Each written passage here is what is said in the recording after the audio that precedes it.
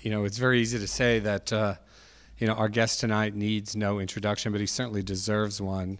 Lou Reed has been an important part of our musical lives for 4 decades now.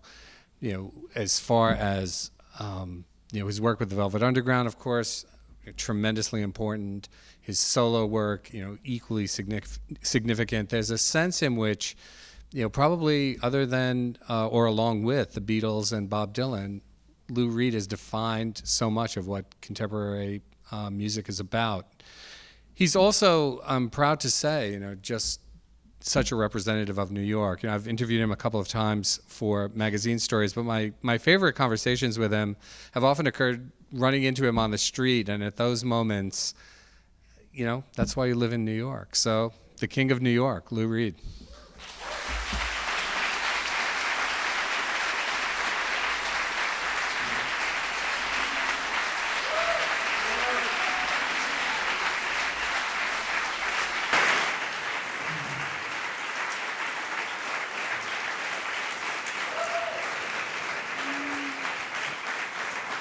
Thank you. Who are the no-shows? Well, they're either rich or they work for this, right? Probably. We could probably read their names. Although they're From here, seats are... there are other people who wanted to be here, could have taken those seats. Yeah. Right in front. We encourage you to move up to the front row Yeah, if you'd like a better view. You want to just sit there. Please. Come on, get a good seat. By all means.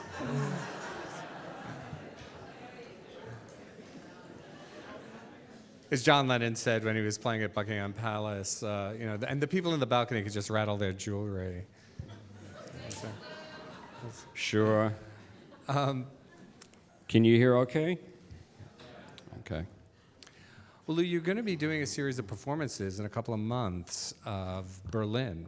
Obviously, is a record that, when it came out, was highly controversial, as so many of your records have been. Talk a bit about doing Not for good reasons. Not only because they were rock and roll records. If it was a novel, I've said it over and over. If it was a novel, it wouldn't be a big deal. It was that it was a rock and roll record. What's it doing on a rock and roll record? Now you have rap, you have things all over the place. But in those days, a lonely warrior. Well, there was a sense too that it was following Transformer. One of your that was the bad move. That's one of those career-ending moments. They said, "You want to do what?" Well, I understand you'd never been to Berlin. It kind of became an imaginative place for you for writing the album. I'd never been to Berlin. I love the idea of a divided city, though. It was purely metaphorical. And I figured somebody said, he could have just called it Brooklyn.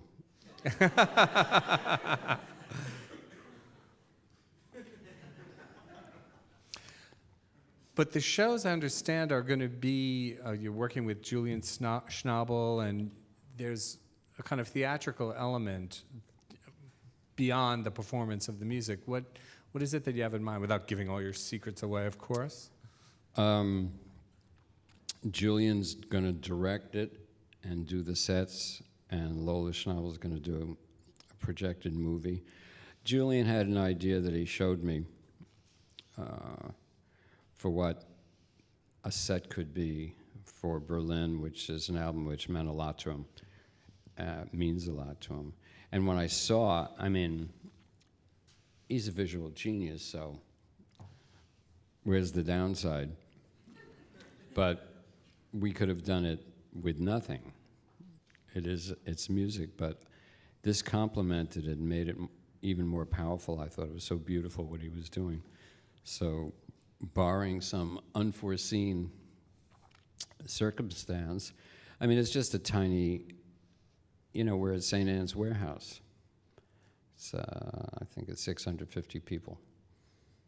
And it was just Susan Feldman from St. Anne's.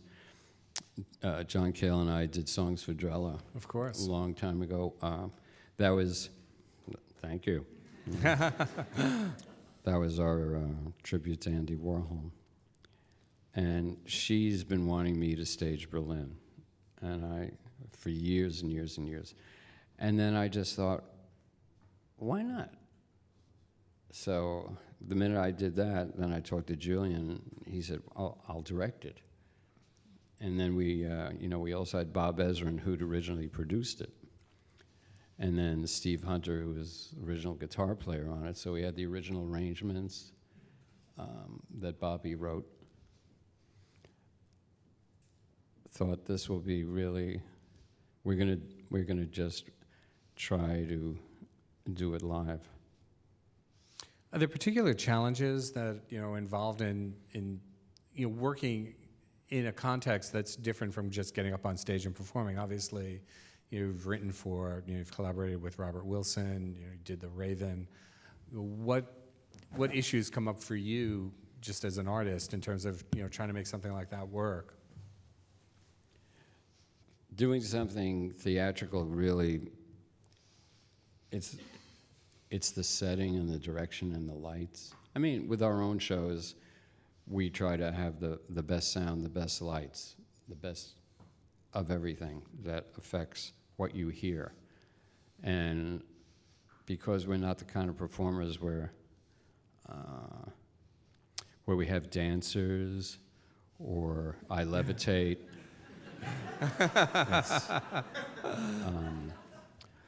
I'm usually pretty much standing in one spot because there's a lot of pedals down on the floor and I'm controlling the sound over here and doing it over here. People don't know that. So it's really wooden. Lighten up, guys. It's like, it's not just one sound fits all. There's a bunch of sounds. And audiences these days are used to bad sound because they don't get a chance to hear good sound. Probably not even in their homes a lot. I mean, that's what an MP3 is all about. An MP3 is a wonderful tool. You could have everything. I mean, in the old days, you'd collect records. Now you can go online and get it. It's fantastic. The only down thing is they don't sound good. But most people don't care about that. So it's an odd situation.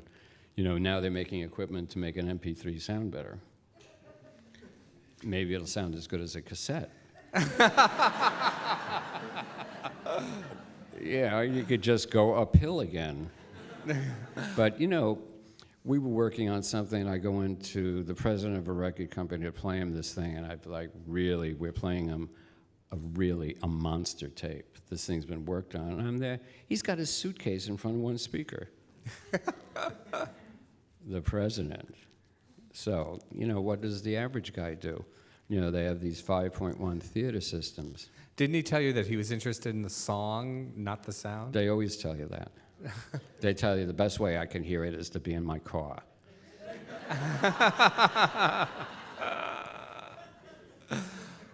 Well, if you like really good sound, and I mean, New York's a great place to be interested in that because this is where you can get some really, really good audio if you care about it. But a lot of people either don't care about it or they can't hear the difference. This is back to in a live show. So most of the places you're playing, like we played the Opera House in Santa Fe, keyword opera. That doesn't mean it's great sound. That means it's great sound for classical instruments. That means not amplified. But it's not great sound for an electric guitar. But it's a cool book. Oh, you're playing the Opera House. I go, oh, no. The places with the really good sound is very few in the United States, seriously. Dance places. The dance clubs put in really big sound systems. These people are serious about sound. That's why I played a dance club here. People said, what are you doing there? I said, hear their sound system? Well, as you must know, I mean, there are people who will say, well, that's what's great about those early Velvet Underground records. When you get the vinyl copies, all of that sound, that's what's, that's the whole point. Obviously, you see that differently. You obviously went to great lengths to get a different sound when those were redone. Like the people who say vinyl, well, what are you playing it back on? If you're going to go on about vinyl, you should have a separate turntable that's separate from the power system. Do you really like the hiss, the pop, the crackle? Is that part of your listening experience? I mean, you could listen to a radio and have it off the channel and do that. But I mean, it's a different, digital is getting better and better. It'll never be vinyl. They're two completely different things. But digital's gotten to the point where the clarity and all this, you can hear an amazing spatial thing. With your vinyl, if you go over 20 minutes, you got to reduce the bass. So when they go and they take this, you know, serious, or the needle skips.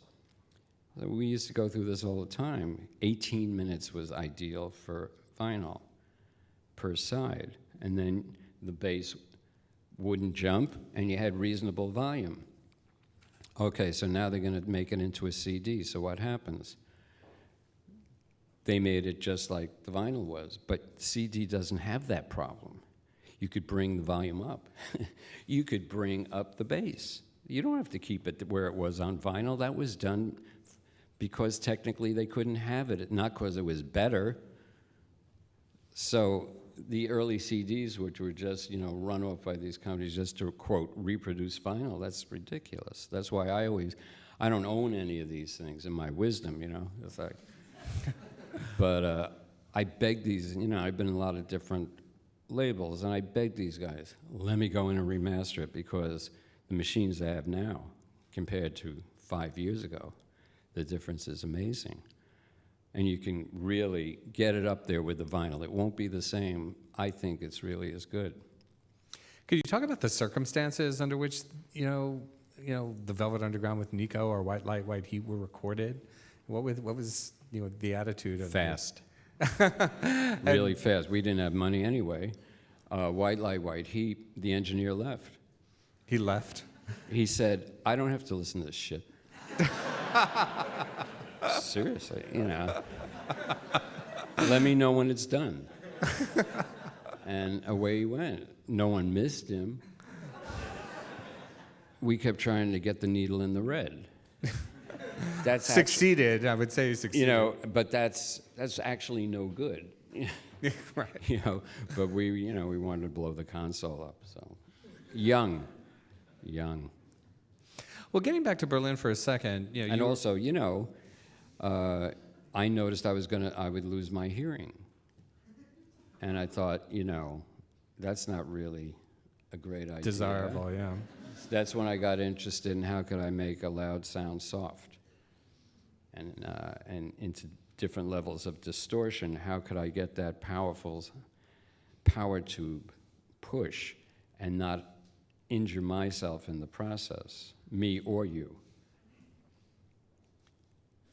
You know, going back to Berlin for a second, the moment at which you created that, you know, were you aware that it was going to be kind of, obviously, it was a record that was, you know, critics had a problem with it, audiences had a problem with it. Did you think that was going to happen, or were you just writing what you wanted to? What was the requirement for a rock critic then, Anthony? Well, I don't know.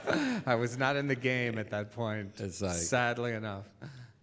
You know, if you could lift a pen.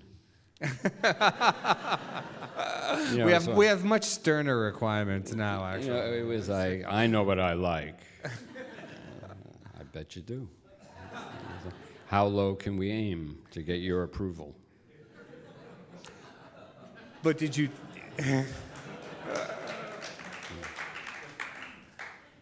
I always think of the New York Times when I say that. How debased do you have to be to get in, you know, something positive out of the Times? When you... And they got an ad in there. You know, Time Out magazine. They are unspeakable. I'm a pick. So now it's a pick. This is really funny. Why, had they written bad things about you in the past? I wouldn't call it bad, just stupid. Is it possible? Obviously, I've done things that have gotten written about myself. It's difficult to separate yourself from what gets written about, or do you find it? I mean, I guess you have more experience, certainly. Well, it reminds me, I'm staying in a hotel in Portland, Oregon. The guy is a Warhol aficionado, and he's bought a lot of Warholian things and the whole hotel, and I'm staying in the Warhol, quote, suite, and there's these books by that Andy may or may not have written, who knows. Yes, exactly. He had a lot of fun with that. But there was one, I pick it up and I just started reading. I think it was The Philosophy of Andy Warhol from A to B, and I think he got that from a review of Katharine Hepburn in the Times where it said she ran the gamut of emotions from A to B. Yes. Nice. So, okay. And Andy looks in the mirror and he says, there it was, the pale white skin, the cell phone. Okay. Did you turn it off? There it is, the pale white skin, the bulbous nose, the Slavic cheekbones, the bad skin. Ah, yeah, it was me. He's quoting all these people with, their descriptions of him. You look in the mirror and say, I don't think they're talking about me. I mean, Warhol obviously was a kind of, cryptic character in a lot of ways. I mean, but you see that 4-hour documentary, and you'll see that cryptic character is a genius, and he may very well be the American artist, period.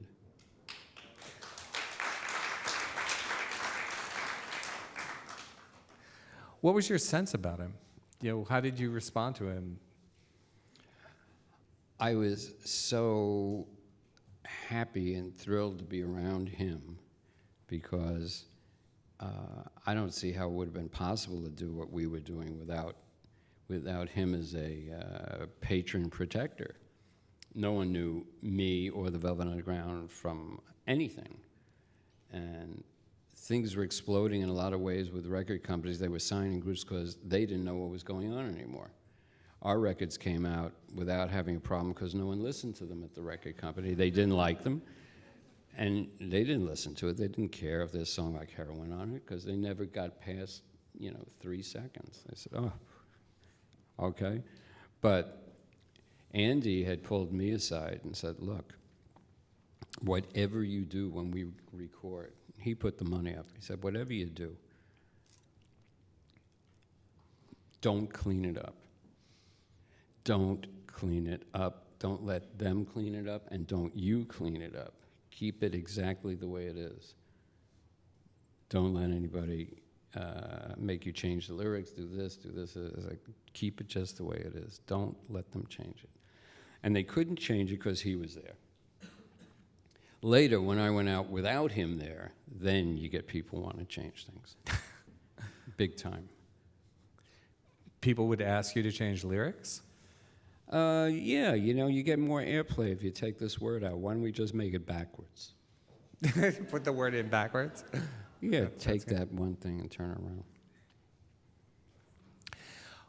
Warhol obviously was an important figure for you, as you just described. Maybe before that, somebody like Delmore Schwartz was significant in other ways. In a lot of ways, they're very different figures. Wonder if you could talk about night and day. Yeah, some of the differences between, what attracted you to one, what attracted you to the other, what you got in those environments. Obviously, you've talked a bit about Warhol, but Delmore Schwartz is Delmore changed my life. By the time I ran into him, he was on a really dangerous spiral down from various problems. He was a great writer at a very early age. He wrote a short story called In Dreams Begin Responsibilities, and he always carried this letter from T.S. Eliot in his wallet saying, this is one of the greatest short stories ever written. Delmore won all these prizes, very educated guy, very, very funny. Some of the things he wrote, including that story, had the simplest language imaginable. And I couldn't believe that you could do that with words that simple. Anyone, there was no, there was no polysyllabic word in there. It's incredible. And it's essentially a guy goes into a movie theater, he sits down, he's watching the shorts, And what they're showing is his father courting his mother on the boardwalk at Coney Island. And he's watching this, and he suddenly jumps up and says, "Look, stop. No good will come of this. You've got to stop." And the usher says, "Sir." Anyway, it's only 5 pages long. You can finish it yourself. I was so struck by the genius of being able to do that. I wanted to do that. I thought, how? That's amazing.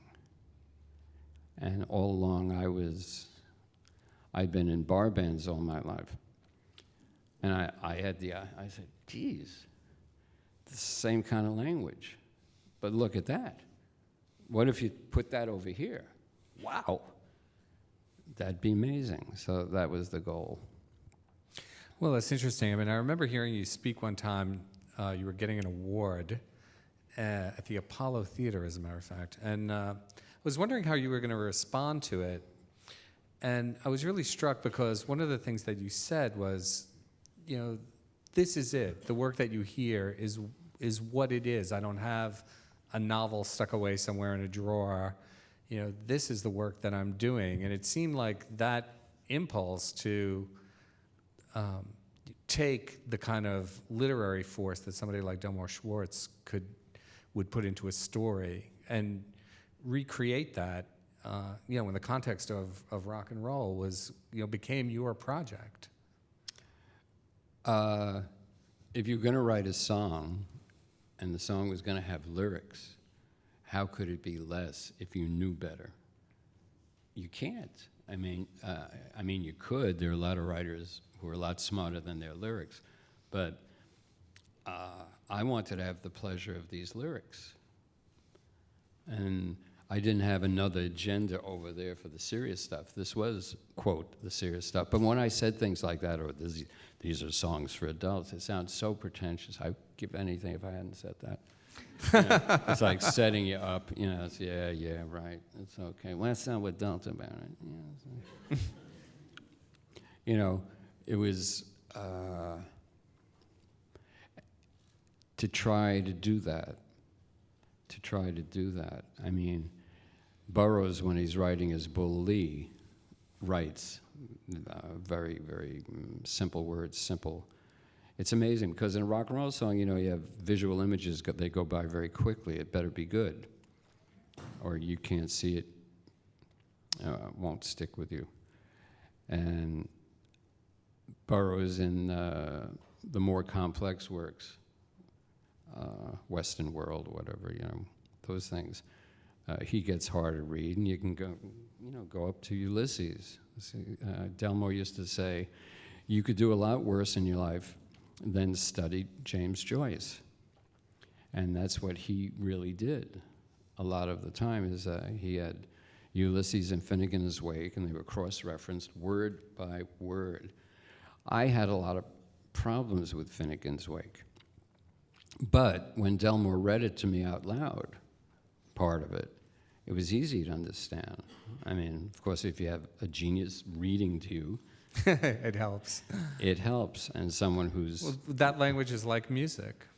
Oh, sure. It's that, but that really requires an educated mind, to all those references, those words. I mean, you have to sit there with a dictionary. What were some of the first, lyrics and songs that meant something to you? That was, more than just the way you respond as a kid, and you're just excited to hear something that really moves you. First time you were conscious of like what the words were in a song that you were listening to. I was like anybody. I mean, when I was 14, I made my first record, and I wrote it, and I was a background guitar player, and I was lucky because in those days, 3 chords and you were okay. And I could do those 3 chords because I really there's something about that progression to this day that's very, very magical. Those, and blues, those 3 chords. John Lee Hooker, 1 chord.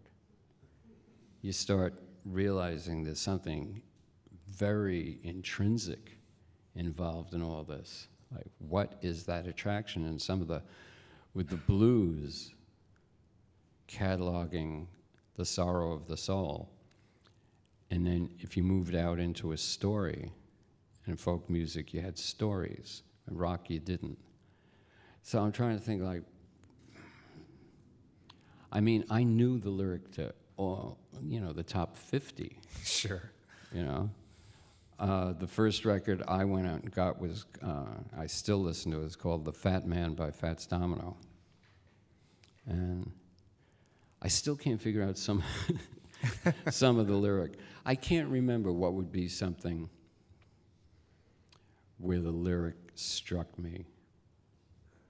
Well, to get to that level of lyric, you have to go to Leonard Cohen, Bob Dylan. There's a lot of some of the folk music, but it was never urban enough for me.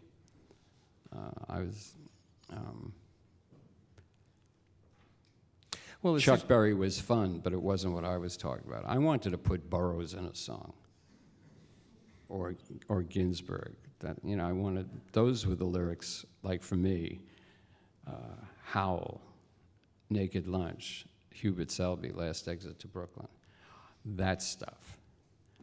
And of course, Delmore, mix that all together. That's what. Now, that was a frightening idea because they're all giants, and you're a little guy. What possible way could you ever do that? What are you, a schmuck? You should go work in a factory, or what, are you kidding? Look at how could you even think of that? But anyway, that's where I was coming from. So when you say, what lyric did it to you? It would be that. But what provided that confidence, too? I mean, we were just, before we came out, we were talking about George Foreman, actually, and the issue of confidence. What gave you, you were just saying that it's a daunting idea. What gave you the confidence to do it? Well, it was just an idea. I couldn't have a normal job. I mean, the first job I had was a staff songwriter at a schlock company, writing make-believe songs. The Ostrich. Yeah, the Ostrich, because I read in the papers that ostrich feathers were going to be very popular. So I thought, I'll write a dance called the Ostrich. Jump on this trend. And there, I'm writing these things where they would say, these albums were 99 cents each. And they would, they would just rip off albums. I mean, they would say, write 10 surfing songs. And me and these three other guys would sit and try to write 10 surfing songs or 10 death songs, where, like Tell Laura I Love Her, like write 10 copies of Tell Laura I Love Her. That's what I was doing for me. Was that $40 a week. Useful to you in any way? I mean, was it a good exercise? Well, sounds like a creative writing class, actually, or something. I actually did a writing course with George Eliot at Syracuse. In fact, short story writing. And I studied with another guy named Donald Dyke, who was just a teacher, not a writer. What does that mean? I don't know. Isn't there an axiom? Yes, exactly. That goes along with that one. But what it did is I learned about the studio. So when the Velvet Underground finally went into the studio, it wasn't news to me. I'd seen it before, so I wasn't like, what do we do now? Yeah. I'm not technically gifted. I have problems reading, so it's almost impossible for me to read a manual. It's much easier. If someone will show me how to do it, then I can do it. But reading a manual is impossible for me. I can't read long paragraphs, more or less a manual. But being in the studio before and watching engineers, I was always saying, well, what is that? What mic? Part of recording is, the first stage is the mic, the microphone. A lot of guys these days, because it's coming out of computers, they don't know how to mic an amp. It's really funny. I've been struck, obviously, in the minds of many people, you're a word guy, but you talk so much about sound. And, one of probably the most dramatic sounds you've created is metal machine music, which I understand there's going to be a live recording of. Is that correct? It is a live recording. A German group called Zeitkrause. A guy named Ulrich Krieger got in touch with me, and he said, I'm part of this avant-garde group. We'd like to do metal machine music live. Can we have permission? I said, it's out of the question. You can't do it. No one could do that. It's impossible. When I had done it, I was doing it with tape recorders. It's complicated. It's not that complicated. Now you would call, you could do electronically. You still can't do some of what I was doing with tape speed. But anyway, he said, let us do a 5-minute demo of it. And he sent me 5 minutes of 5 minutes on a CD, and it was there. It was unbelievable. I couldn't believe it. It was fantastic. I said, oh, you absolutely have to do this. It'll be great. And then they said, would you play on it? Like, it's in 4 pieces. And, would you play on like the last part of the third part, I think. I said, yeah, sure. So they were playing, I think, the Berlin Philharmonic Hall or whatever for subscribers.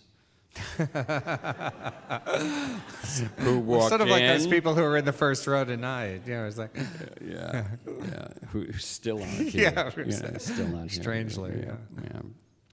And there it was. I mean, it was performed live, and I had my sound guys there, and we recorded it. And there it was. We had this thing. My friend Ralph Engel had put this whole thing together, because who thought you could even have a hall let you perform it? But anyway, there we were under, it was Avant-Garde Music Week or something, so that's how we slithered in. Right? Now it's it's this.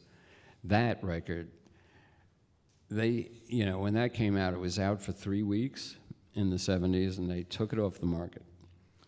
And the reviewer said it sounded like static on a radio. And they had more returns than ever for anything. And they said they would never stock another one of my albums again. Period. Over and out. Pack it up. And that's it. No more recordings. And I had a friend named Ken Glancy, who was the president of RCA. And he said, there were all these rumors that I did it to break contract. Yes, I did hear that. That I didn't really, blah, blah. It's not true. I did it. I wanted to hear nothing but guitars, and I didn't want it to have a steady beat and no known key. Okay, and these days, there's a lot of that, but not then.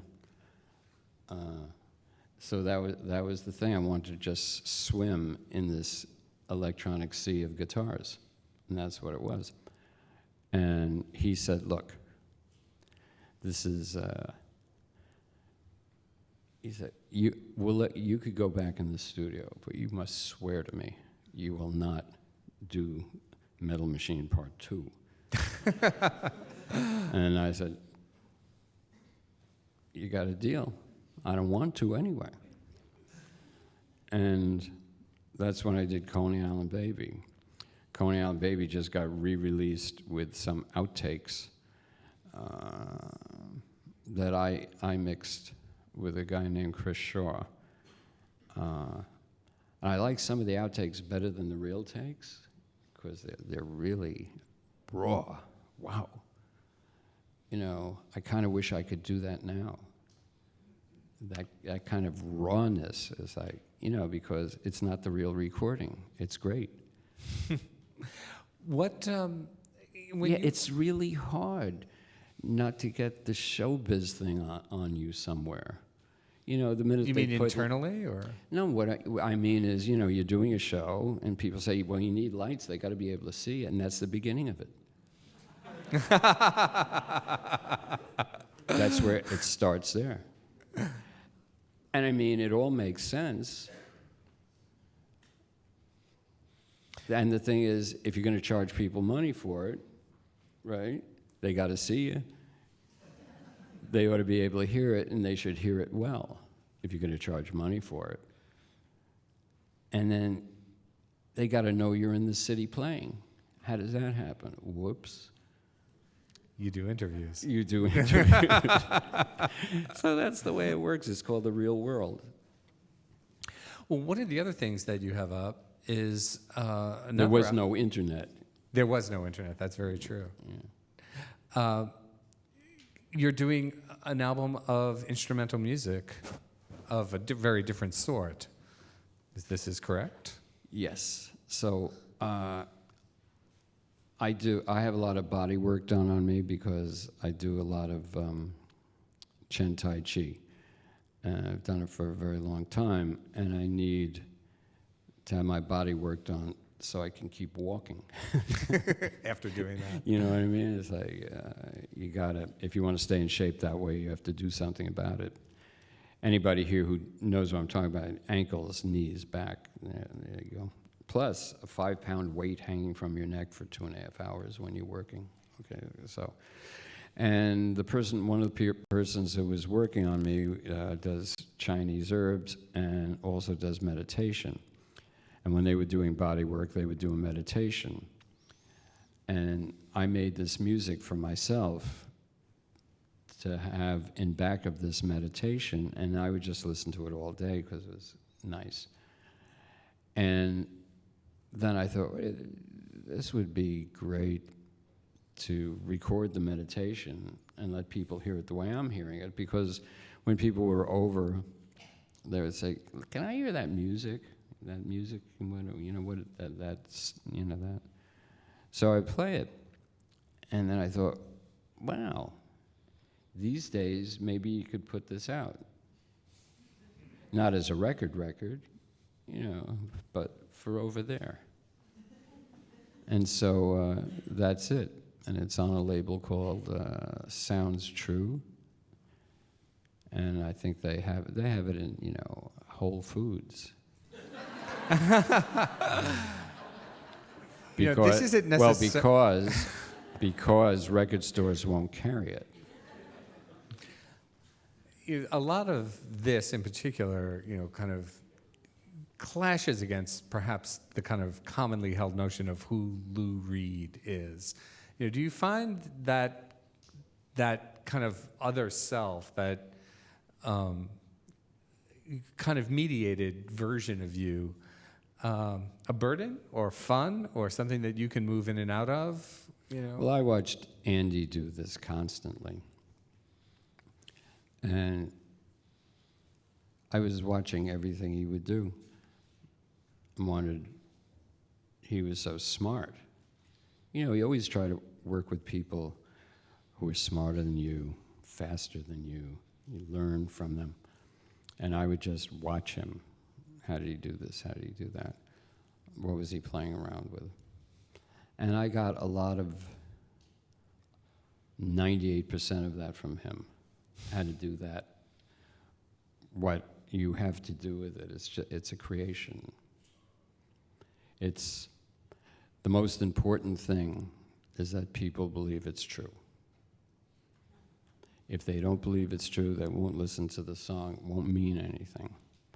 They have to believe it's true, that you're telling them the truth. Is it true? All of it's true. I would never lie. The inventions are true, and the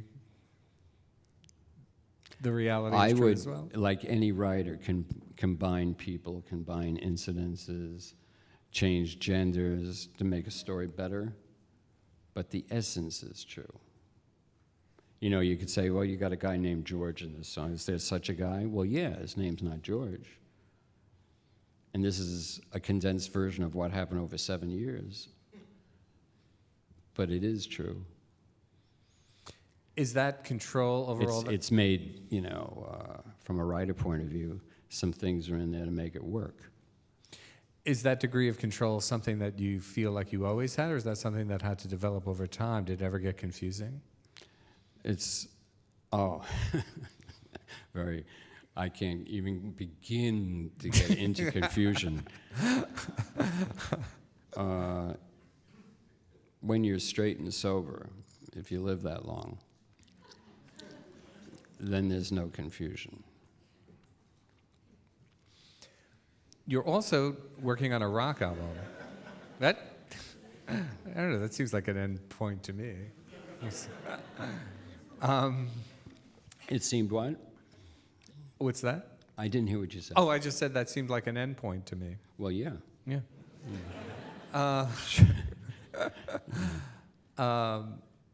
But you're working on a rock album too.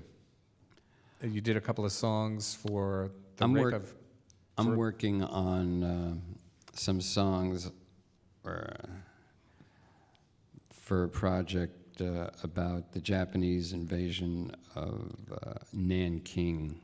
It's a terrible story from a long time ago, and sad, ugly story. And I'm writing 2 songs for it. And I was really off into electronic music. I've got this other thing I've worked on called Purity, that it's another thing I listen to center and relax myself. And it's really great because it's like nothing you've ever heard anywhere. So it's like finding a new animal that exists on the planet. And you say, wow, that's so beautiful. I never saw that before. Well, you never heard this before. Is this coming out? I hope so, because I really love it. And I'm in a situation where, I still like the rock, but now with electronics and everything, and me coming from metal machine music, that was electronics before there were electronics. But having said that, it's not like I wasn't aware of it then, more or less be aware of it now. So there's no reason not to have a wide palette. So I hope it's going to come out. I was hoping the meditation thing would come out. That's the meditation thing is called Imaginary Shower. You were saying about the rape of Nanking. It's a movie, right? It's an independent film?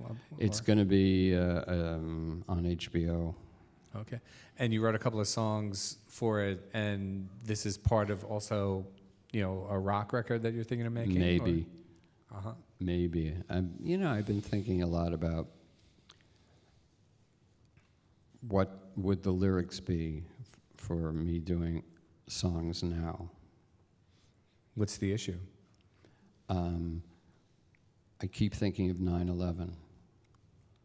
That's the issue. And I don't want to. I'm not a person who will ever go to see those movies about it. I don't want to see the movie about it. I was here, so. I don't like talking about it, and, I keep thinking, Iraq, how can anybody not say something with what's going on, where we're the bad guys? It's so horrible.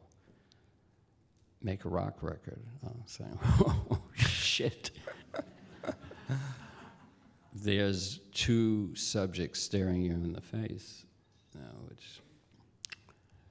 So I'm thinking, either get as far away from that as possible or jump into it.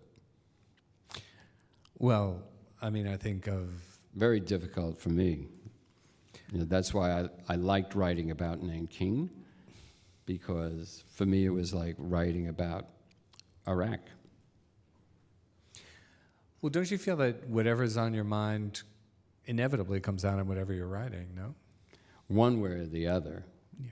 But some writing is really not enjoyable, put it that way. And I don't like to go back to that thing. I didn't even like it in War of the Worlds, where there's the scene with the ashes. Oh, anybody who was downtown saw that. Well, this is not even a question, but if anybody's earned the right to talk about something, particularly from the standpoint of being in New York. Certainly, I mean, it's something I would love to listen to, regardless of how, coruscating it probably would turn out to be. I meant for me. But you're the artist. You have to suffer. I'm trying. We're here all to my enjoy. life I've tried not to fulfill that one. Have you succeeded? I'm here. True enough. At the, on the MTV Awards recently, you commented that you felt that MTV, maybe should show more rock and roll. I was wondering what this is a music that you've obviously invested a great deal in and has always meant a lot to you.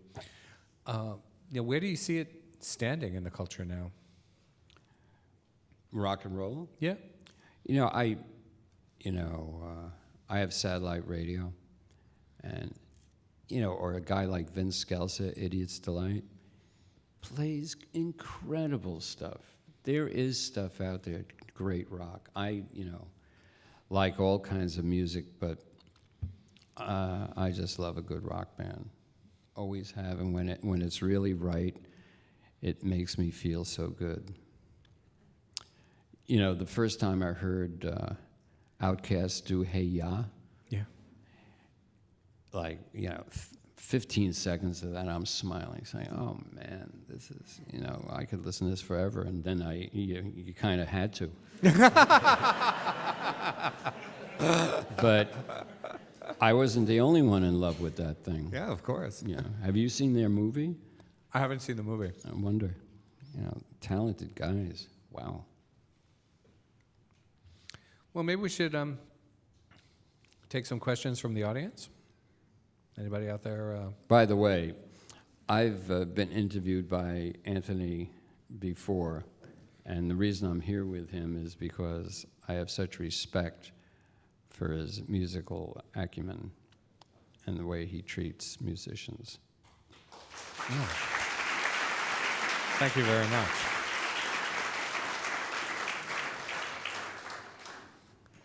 That's very kind. Yes. Whenever they refer to the cool Jewish musicians, I think that you and a guy from the Clash, Joe Strummer, always comes up either one or two. I'm curious how your Jewish background influenced your life or your music. I don't get into the religious things at all.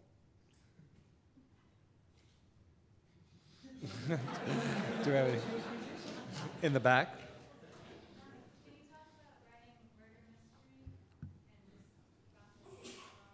And what? Did The everybody question is hear about it? the song Murder Mystery. The murder mystery, I had an idea. This is 1966. I thought, wouldn't it be great if the lyric on the left was about one thing and the lyric on the right was about something else, and they crossed? What would happen if you were hearing two opposite things? It's just an idea. It didn't work either, I don't think. And have one person talking twice as fast as the other. It was an idea like that. Later, the idea was what happens if you put a short story on the left and music on the right, that kind of thing. It was the idea of playing with words and having them crisscross like this. One is about red and the other's about blue, or one's about anger and one's about love. It was just an idea trying to blend them and then have music go along with it. Yes. You. Yeah. What's the future of the Time Walker material in terms of maybe it coming out in its entirety?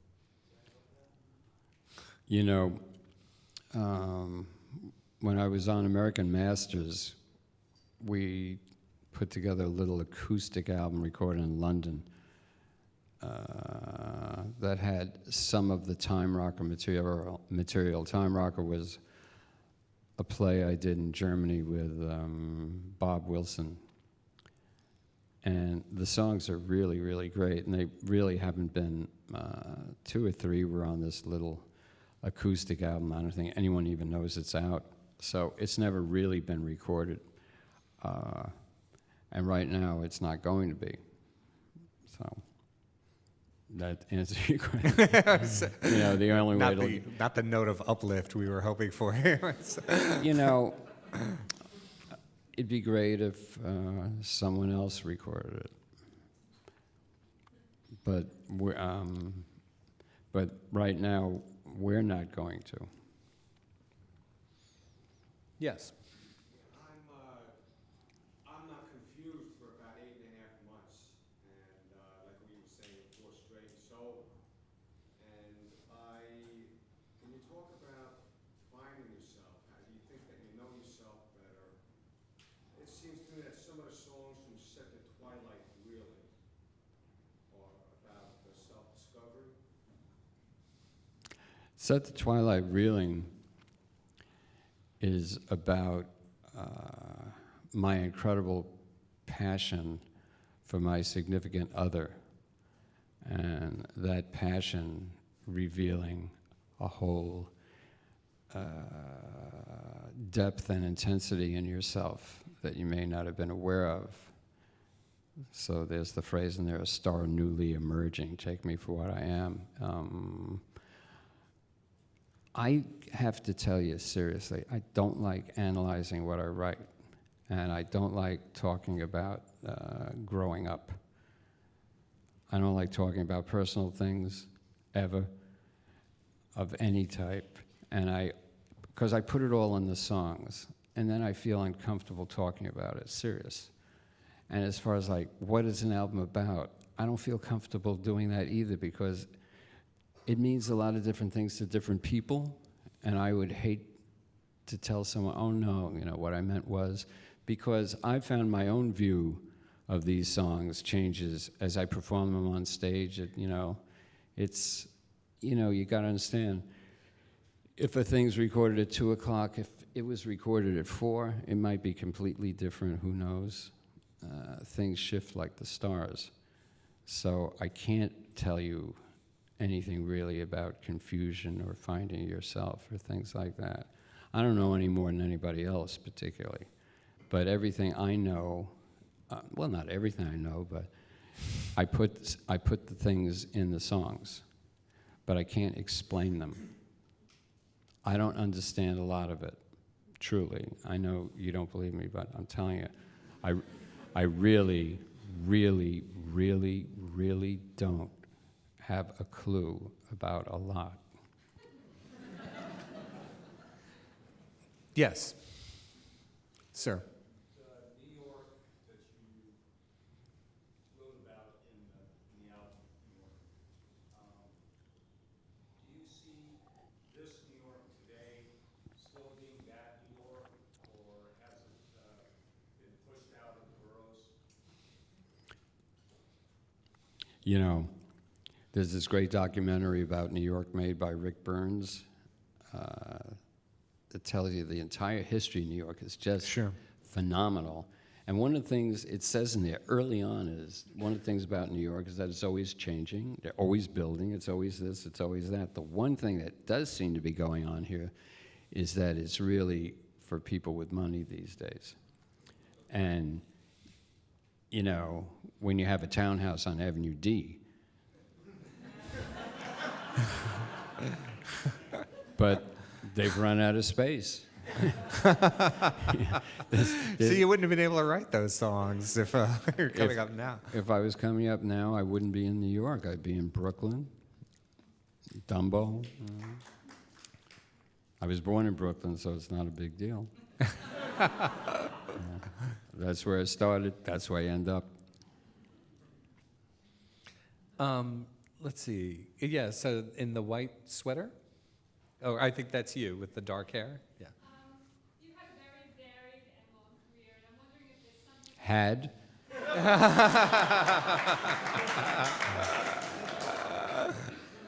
something so far that stands out as a real highlight to you personally?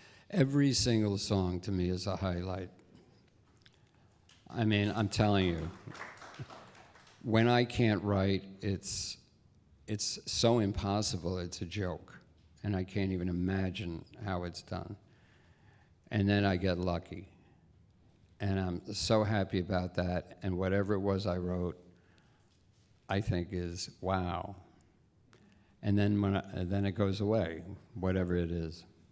I'm telling you. So I'm crazy about all of them. I don't have a one. What about interpretations of your songs? You have particular favorites? I love Anthony.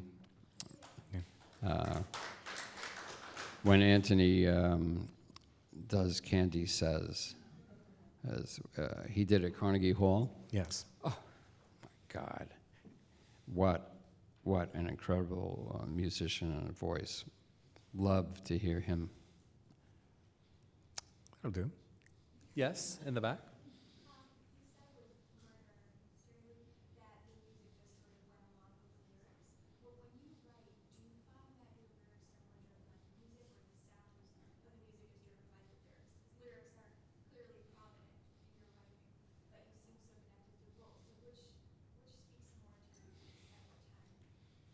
When I'm writing, I'm not thinking about sound. That's a different part of the whole thing.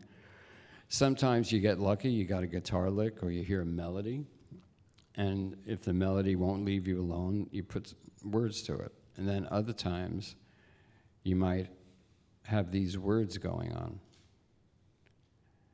and you just keep going over them until they start being sung. Yeah, all the way in the back.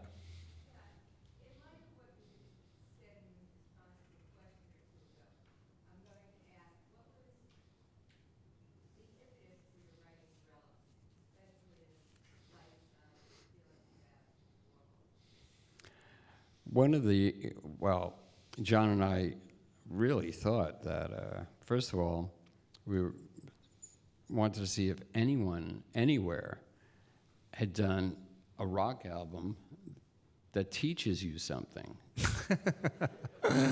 like about the life of whomever. And there wasn't any. We thought, what an amazing learning tool this would be. So Did you actually try to think of some, or I mean, No, we did research, try to find had anyone ever done it. And Philip Glass may have done something. Anyway, it's not like more than on your hand, not even that. And then I think Johnny Cash, maybe? Some of those old Train albums and things like that? about a specific person? Yeah. You know, I was thinking there must be an album to tell you about Malcolm X, for instance, Martin Luther King. I mean, you go up and down and say, wouldn't it be, why isn't a hip-hop group like doing something like that? And then you could play it in school and make learning fun. This is the new Lou Reed. They're there anyway. You know, it's a captive audience. Later, they'll be captive another way. It's better to be over there. Try to use music to do positive things with. So, and John had, at the ceremony at the church with Andy's wake, I think he had the idea, why don't we do an album about Andy's life that's really positive, because we felt very positive towards Andy, to say the least. And there was all this terrible negative things. And we thought, you know, it'd be great to do the Andy we knew. Yes.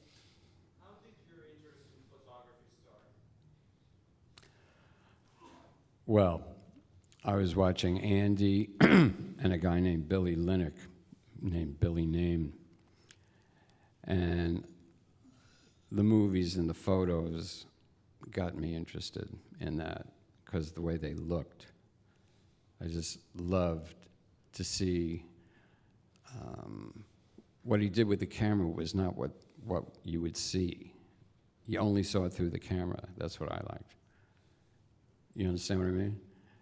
If you looked at it, if you were just looking here, it wasn't a reproduction of reality. It was another way of looking at reality as high contrast, black and white, where Andy was aiming the camera. It was astonishing. So I thought of that as something I wanted to learn. Yep. Just wondering if, I know you and Lester Bangs had a lot of interviews and run-ins where you want to call it in the 70s. And in the last few years when they reissued a lot of this stuff and these sort of compilations of his writings, you ever went back and read any of those when they came out? No, they're just interviews. Doesn't mean anything. My book of interviews will be on sale after this.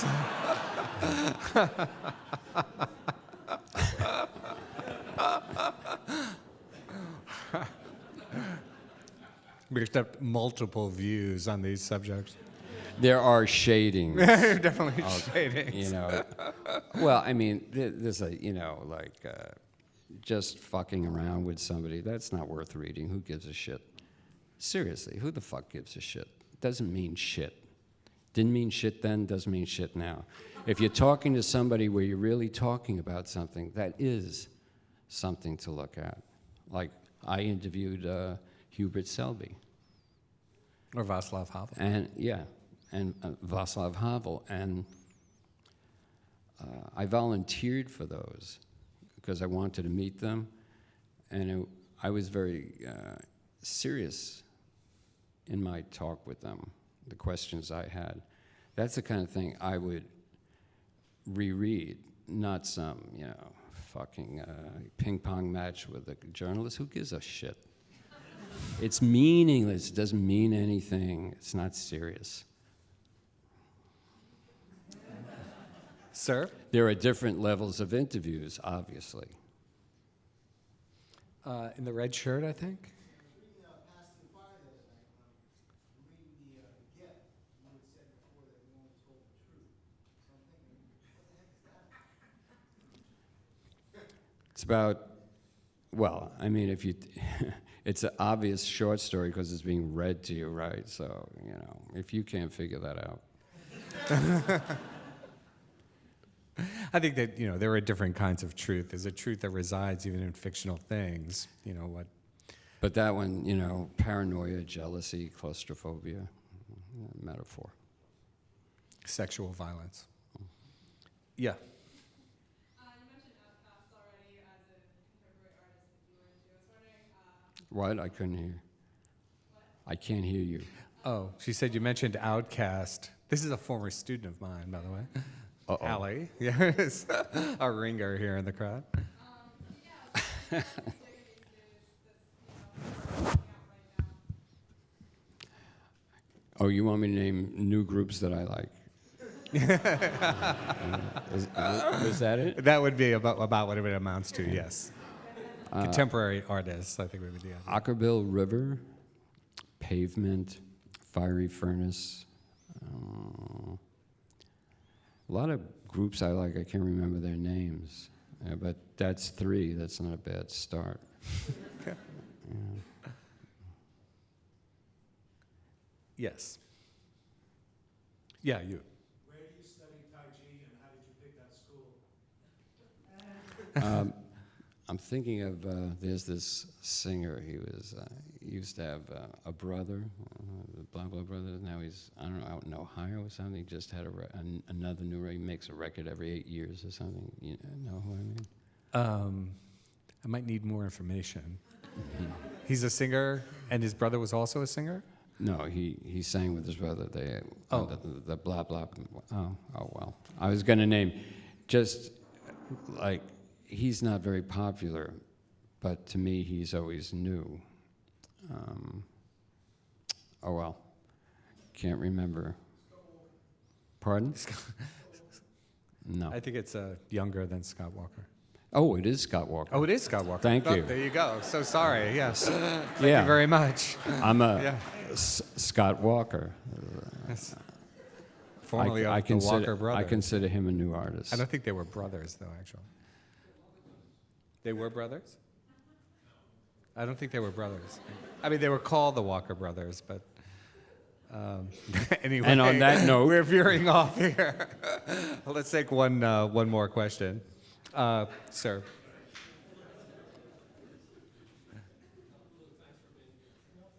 thank you. Sure. He just thanked Lou for being here. Lou graciously accepted.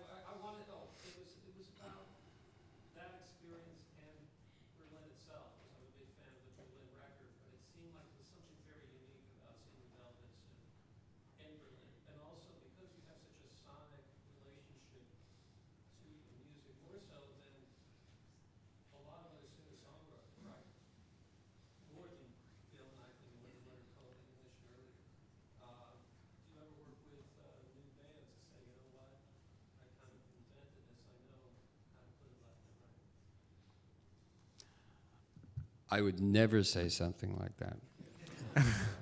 But it was fun, you know, the Video Awards thing, working with Jack White, or some other thing I did with the Strokes. That's really fun. They're rock bands. I love rock bands. Well, we'd like to thank Lou Reed for being here with us tonight.